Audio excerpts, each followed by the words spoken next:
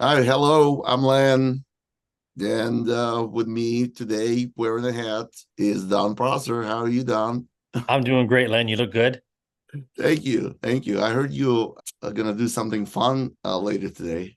Yeah, I hope so. We live up here where gun rules are semi-strict, semi-loose, depends on how you see it here in New York, and we're able to exercise our Second Amendment. So we're going out and doing some target practice.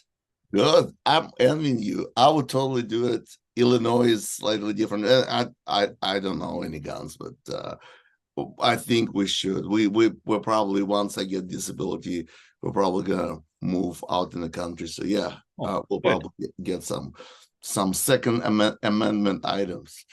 I like that. Anything else is going on with you? Well, I mean, you're probably getting the same weather we are. Finally, summer has decided to take off, and autumn. The fall is my absolute favorite season. So it's beautiful up here. The trees are changing. The weather is a little crisp, so it's kind of sweater weather. Perfect weather to get outside. Oh yeah, yeah. It is getting really nice here too.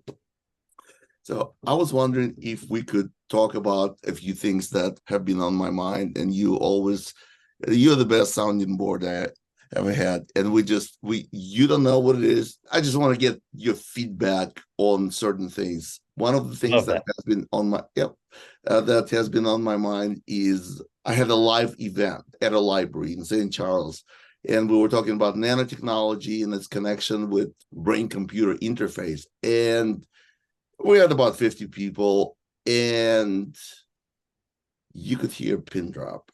It was just so new to them, and certain portions of my presentation, people just didn't know how to react to it. So I wanted to run it by you, not the microscopy part because you can see it everywhere else, but the concepts, the connection between those two. I want to run by you, and I want to show you a portion of my presentation where Sure. I'm talking and just get your reaction. The name of the talk was What's in Your Pharmaceuticals? And what's in your pharmaceuticals, and then later in the blood, is the nanotechnology. And I demonstrated it and also used work of my colleagues. But the takeaway message was that nanotechnology is not just something that we have in our bodies, it's something that enables brain cloud interface. Does brain cloud interface sound foreign to you, or are you familiar with the concept? It's the first time I've heard it, but I'm just going to imagine cloud meaning obviously the cloud where we store information, and then some kind of interface with our, somatic brain. Yeah. A cloud could be mean a computer that resides on the network. It's the next step in brain computer interface. So if your brain has this bidirectional connection with a computer, and the computer is residing on the network, then it's on the cloud. And so that would be brain cloud interface. Hmm. And I wanted to show people the technological progression that we already know about the Internet of Things. We know we have thermostats and Apple Watches, and things that are connected to the network, but they're non-biological things. As those sensors and the technology communicating to the network is becoming smaller and is becoming on the nanoscale, which is a nanometer is a 1 billionth of a meter. And at that scale, a property of these things are slightly different because you literally can make a little machine out of atoms, like use atoms as a Lego building blocks. So you can build things on the atomic level, and the Hmm. properties of these things at that scale are slightly different, and we're not familiar with it because we live on the macro scale. The smallest thing we can see with the naked eye is probably like half a millimeter, so that would be 500 microns, and microns are 1,000 times bigger than a nanometer. So the official definition of nanotechnology is anything from 1 to 100 nanometers. It's not written in stone, but that's the overall understanding. So you can have a microscale nanotechnology made out of nanoparts. So it would be on the micron size, but it's made out of nano building blocks. But the main outcome of this is that we have Internet of Nano things, and when these nano things are in the body, they become Bio-Nano things. And so Bio-Nano things will create intra-body networks, and Internet of Nano things outside of the body will create off-body networks. And then together, you will have an integrated body-centric network. So you will have a representation of a body, representation of the world surrounding us. And so you get representation of the entire world, like it's simulated reality using nanoscale biosensors and other things. Are we clear so far? Yeah, I'm following you. I'm tracking you. Good. And then I gave an overarching sort of mind map of all things nano. So you would have nanosensors, and as far as bio-nano sensors, they would be classified into things that can found in blood and other tissues, and neural nano devices, or nanos, as they call them in the literature. And those are the ones that cross the blood-brain barrier, get into your brain, and enable brain cloud interface, the one that we just mentioned. And in order to do that, you have to have three kinds of nano devices. Endoneurobots, if you can imagine a neuron in your brain, so it would have a body, and so endoneurobots would reside in the body of the neuron. And then gliobots, glia is the type of supporting tissue that the neurons are not suspended in vacuum. They're surrounded and supported by cells called glia. And so glia would also have nanobots inside them, and they're called glia nanobots. And then synaptobots, if this is a central body of a neuron, and it had dendrites on the other side, and it has axons on the other side. And if dendrites is when the information incoming into the neuron, and the axon is when it's sending it further. But the connection between the cells is enabled using synaptic spaces, right? So there's a synapse at the end of any dendrite and the axon. And so there would be nanobots living in those intracellular synaptic spaces. So I'm looking like a bird. So is that clear also? That's probably the most interesting part for me. Yeah, that's what enables brain. That's the connection I want to show. And I think people got it, and you got it. So we're on the same page. And of course, for the network to work, you need to transmit things back and forth. So you will have various forms of nanotransmitters, and then you need nanocomputers, you need energy generators, you need actuators. So if you want this nanobot, this moving nanorobot to actually do something, that you will have to have a special kind of bot. And they can be kinetic, which means they can move, or stationary. So this pretty much covers everything in the nanobio world.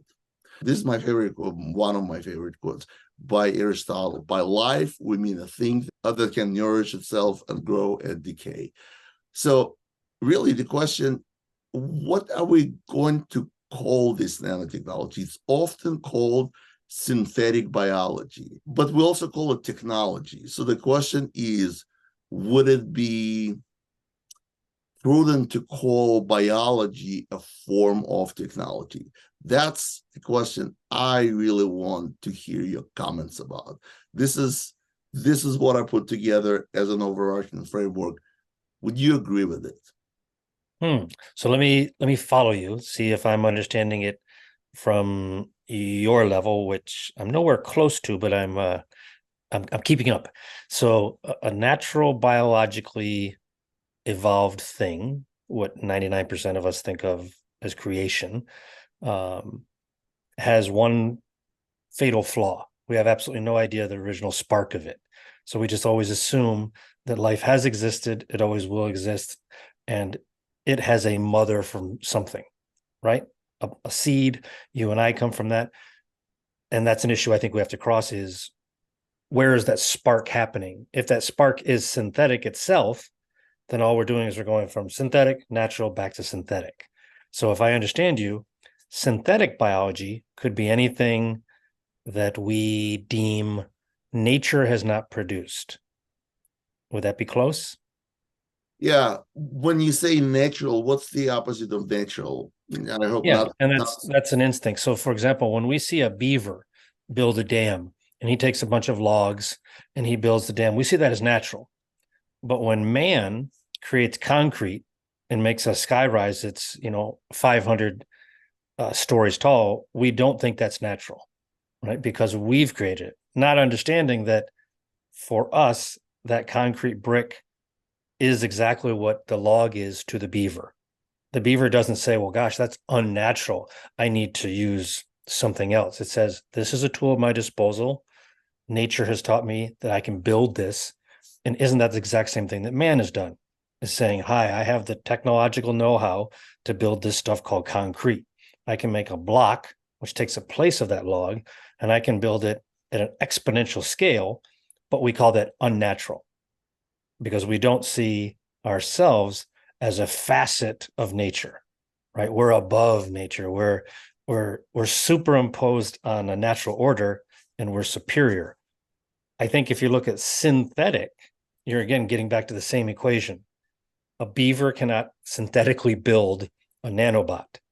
But as you're saying, a human can. That's just taking an advanced prefrontal cortex saying, I have the intelligence to create that. What makes it natural as opposed to synthetic? That I think is that backwards equation. Where did all of this come from? It couldn't have come from something. It has to come from absolute emptiness, which is zero. So is that synthetic right there? Okay. How's that? Okay. I do follow you. But the statement that biology is a form of technology, does it make you, I know it makes a lot of people cringe. Does it have the same reaction, or you are accepting of this statement? Oh, I think I'm very accepting of because biology is the science or understanding of something, not necessarily what it is itself. So we don't say that I possess biology. We don't say it's in my hand. We say I study biology, which is the study of living organisms, but it is not in itself the organism. We could study the biology of baboons, but we are studying understanding of a baboon. We are not becoming a baboon to experience life as a baboon. So when it's technological, I say all for it. All right, great. I'm glad you're very open-minded to this because as I said, this is the part that make people go, Making a lot of people yeah, uncomfortable. wait a minute. Well, you saying my Right. body is a form of technology, and so Right. now this actually that kind of explains it. Sure.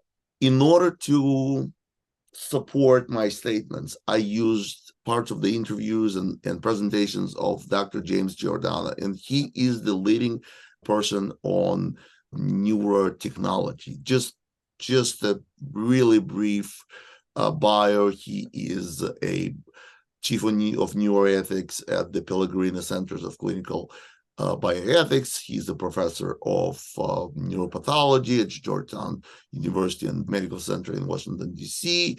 He has a lot of projects. He works on a lot of projects for the DARPA, which is Defense Advanced Research Projects Agency. So he has connection with military projects, and he is author of multiple publications. And one of the things that he lectures on could be summarized as the brain is the battlefield of the future.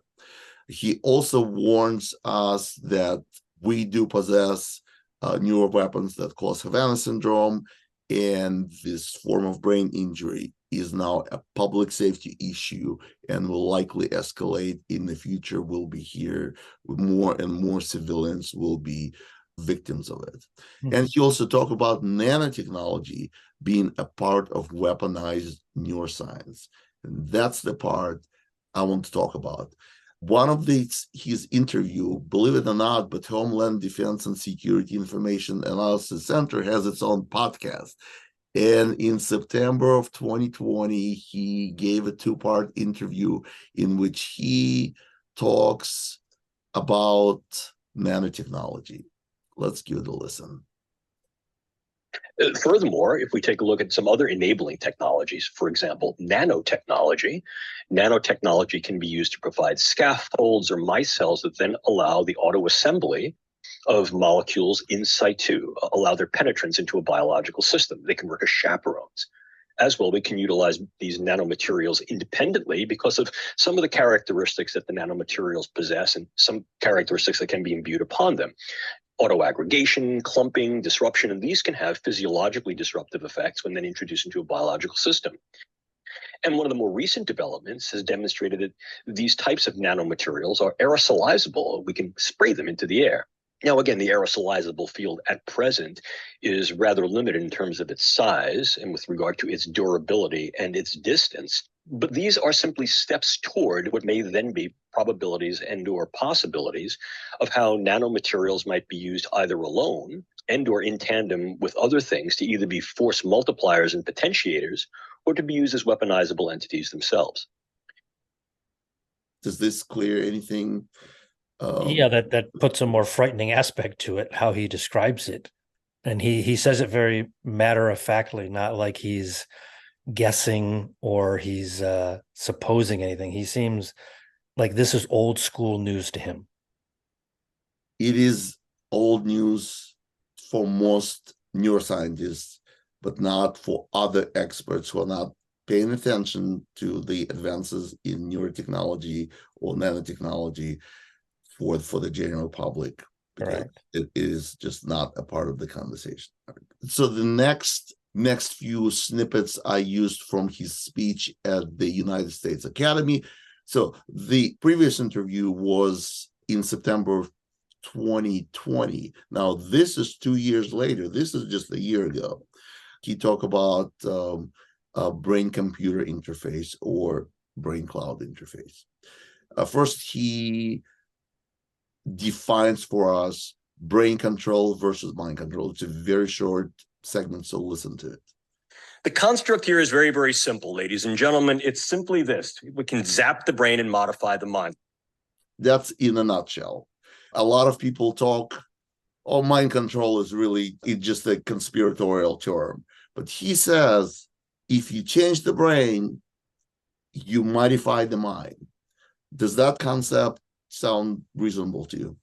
Sure, of course. I mean, especially from a psychological standpoint, we know that injuries to specific parts of the brain's Broca's area keeps you from speaking. So that makes 100% sense.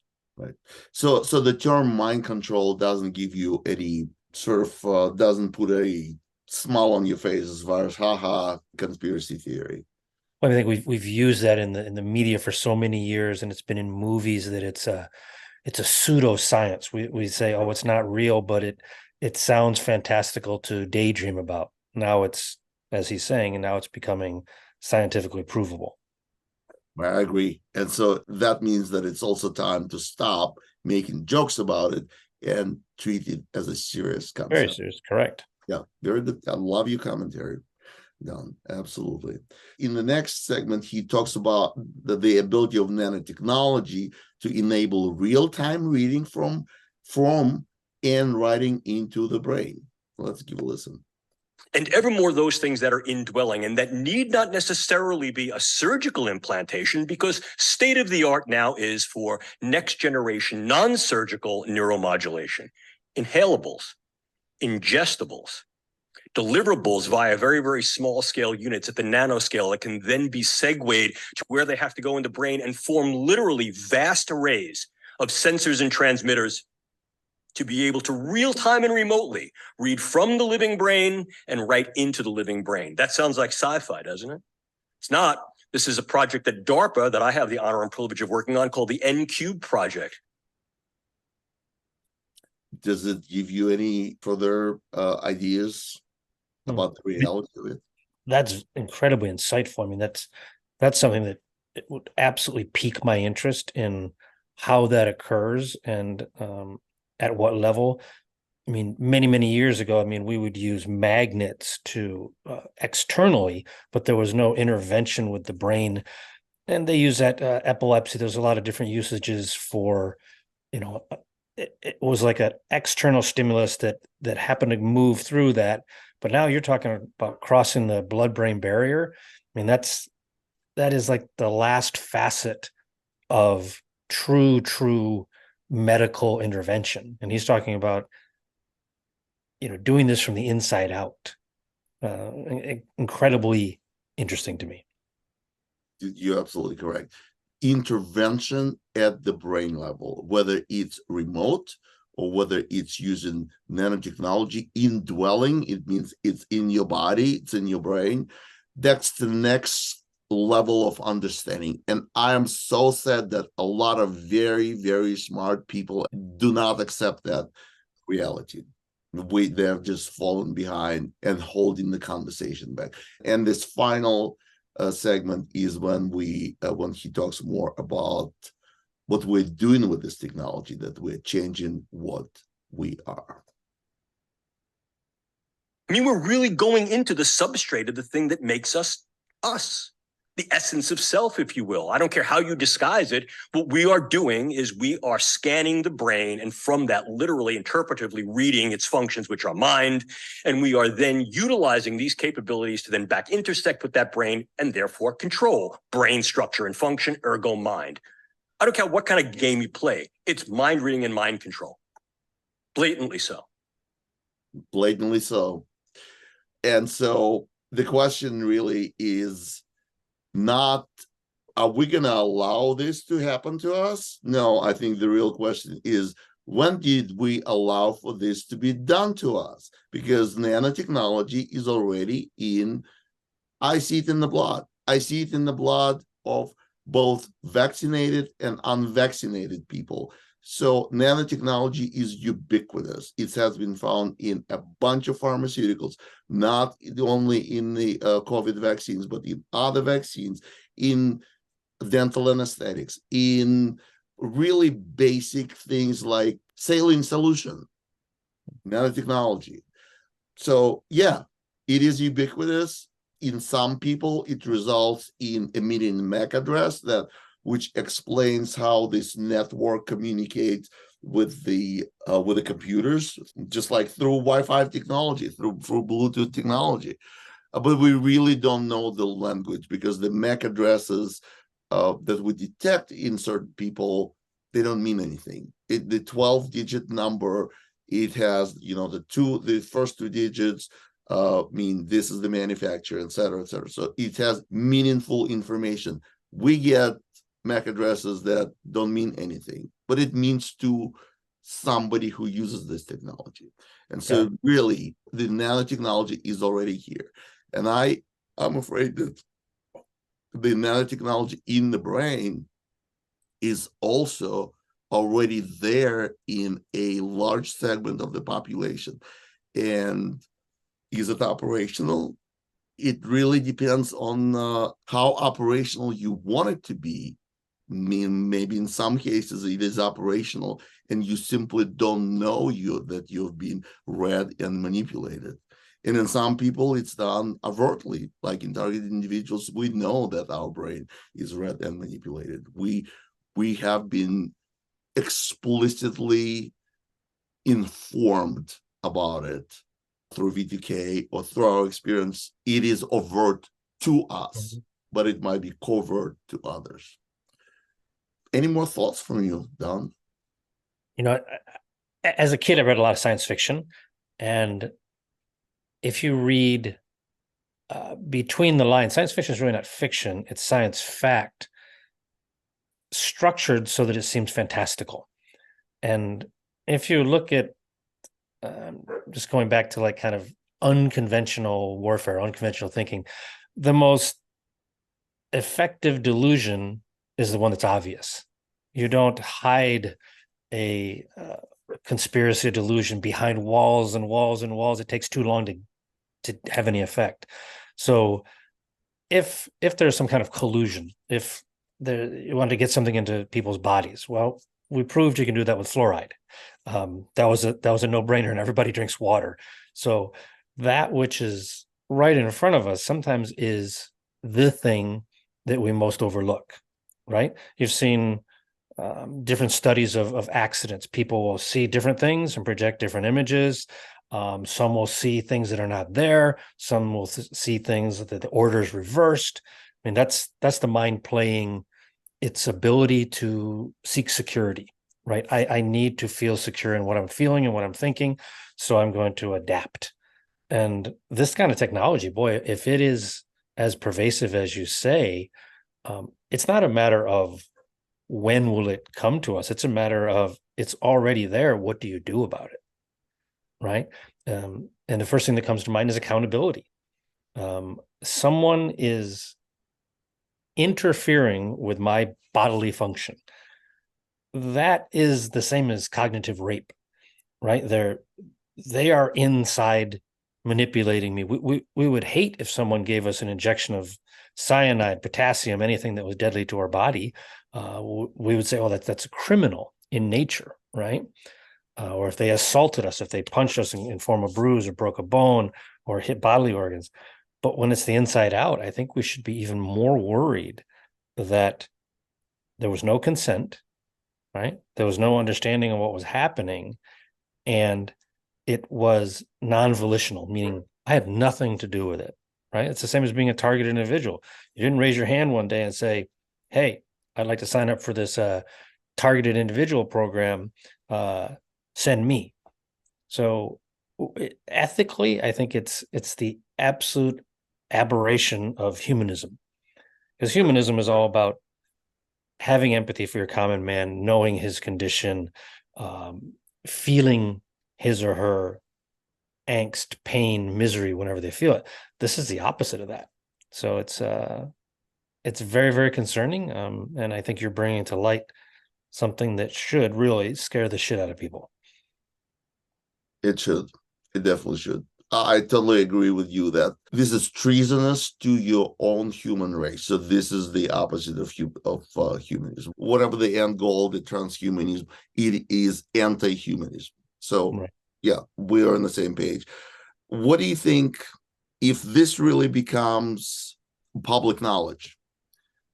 What do we need to do? Do we need to go to our Congress people? And we tried, and they are not interested. Do we need to go to our law enforcement, and they're not interested? And the third path is to go through the judicial path. And that's what we're doing in our lawsuit, Target Justice v. Garland. Sure. But we have to establish the connection that the FBI really put us on the terrorist watch list, and then we can get to the discovery, like why is it happening to, like, if we are on this list and all these things are happening to us, let's go through discovery, who is involved, because we're not accusing any of the agencies in doing it to us. We're just saying we are on the terrorist watch list. And let us look at that database and see if we really are, because we have evidence of that. So to me, the litigation, the legal path is the most practical, most realistic, because I know how law enforcement treats it, the subject. I know how elected officials treat this subject. Would you agree that out of these three, or maybe there's some other paths that I haven't thought about it? What do you think, Dan? What is it they say? Evil exists where good men do nothing. So it is not a facet of waiting for your neighbor to step up and do something.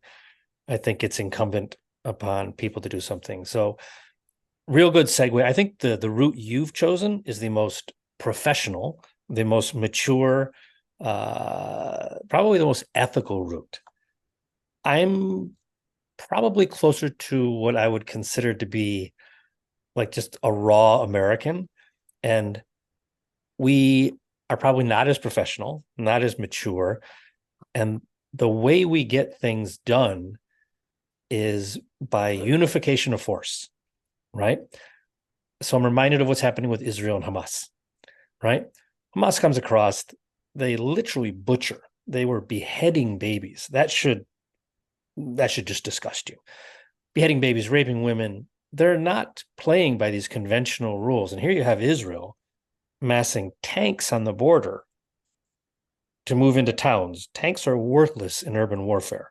So you're fighting an unconventional evil construct, which you can equate to nanotechnology being put into us. It's not playing by the rules. It's not this humanistic, well, you punch me, then give me a chance to punch you, and then we'll go back and forth and we'll fight like men. It almost reminds me of those, duels they did with gentlemen.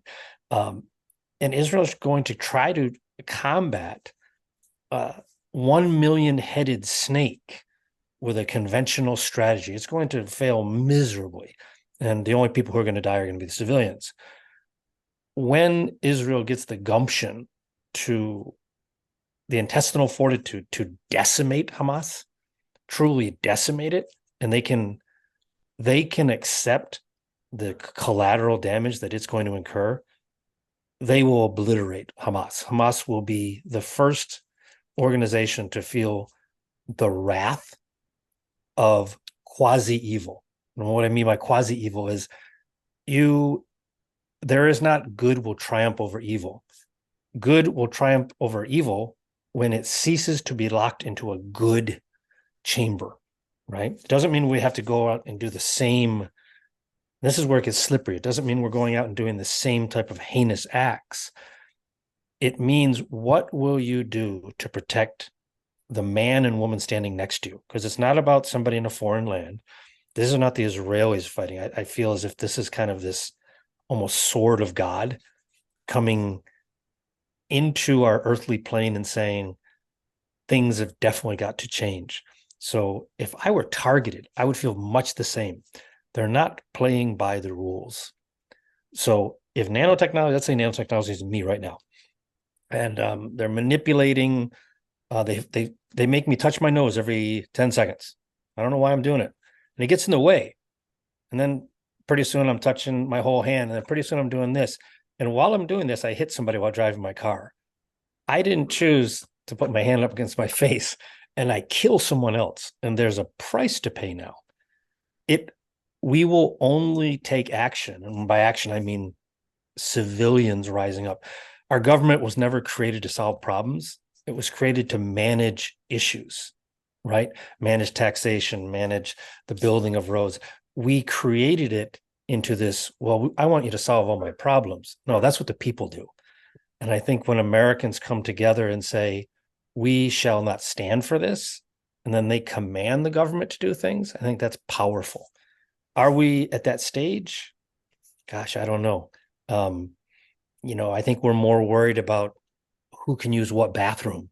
And, that seems to be all the rage right now, that Americans have always been hung up on those type of issues. So unless we get back to the roots of what does it mean to be a human, just a damn good human, and be a good human to each other, that's when these type of things, especially what's happening to you, become so heinous that it's no longer, well, that happens. It becomes, that happened. It stops today.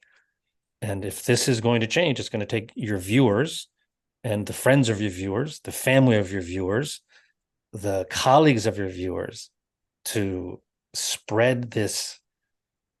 We have to get back to common sense. And that sounds very basic and sounds like we're in a sandbox in grade school. But common sense living has been just thrown away in favor of all these pet projects and pet issues. So I'm scared for you. I would be one of your warriors to get the message out. And I think that people watching this should feel the same and say, I do not stand for this. No more invasion. Wonderful words, Don. My concern is when people get outraged, they rise up and they say, no more. and they say no more to the government will say, we don't know what you're talking about. We haven't done anything. Where is the connection? Show us where we're doing something to you. How are you going to manage that problem? Humans need proof of things. If you ask an animal in nature, a bunch of baboons have come into another colony and just decimated them. And the revengeful baboons say, we're going to go, kick some ass. They don't need proof. They have an inherent biological need to right the scales. Now, they may attack a completely different colony. To the baboons, that makes sense because they don't have an ethical standpoint to say this is wrong. Their biology says this is right. Humans have this incessant need for proof because we seem to feel as if with proof, our right trumps your wrong. You did something wrong. I need to be right and show you that you did it. If our government is not performing in the way that we want, who says we require proof to replace it? Now, the barometer of that is who's going to be the people that writes the code that prevents people from doing things just as heinous as the government. That is a perplexing question that's never, ever been answered in the facet of humankind.